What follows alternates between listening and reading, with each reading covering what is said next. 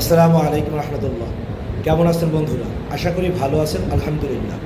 প্রিয় বন্ধুরা, ইদানিং দেখা যাচ্ছে আমার কাছে এ পরিমাণ রুগী আসতেছে, বেশিরভাগ হলো স্বামী স্ত্রীর মধ্যে অমিল। স্বামী স্ত্রীর মধ্যে যদি অমিল দেখা যায় তাহলে আমরা কি করতে পারি? সূরা বাকারার 165 নম্বর আয়াতের কিছু অংশ, ইউহিব্বুনাহুম কাহুব্বিল্লাহ ওয়াল্লাযীনা আমানু আশাদ্দু হুব্বান লিল্লাহ, এই অংশটুকু 21 বার পড়ে পানিতে ফু দিয়ে ওই পানি স্বামীকে খাইয়ে দেবে। স্বামী যদি স্ত্রীকে দেখতে না পারে, আর যদি স্ত্রী স্বামীকে দেখতে না পারে, তাহলে স্বামী এই আমল করে ওই পানি স্ত্রীকে খাইয়ে দেবে।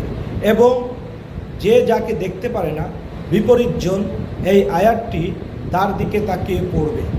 আশা করা যায় এরূপ 21 দিন আমল করলে মহান রব্বুল আলামিন স্বামী স্ত্রীর মধ্যে গভীর ভালোবাসা সৃষ্টি করে দেবেন।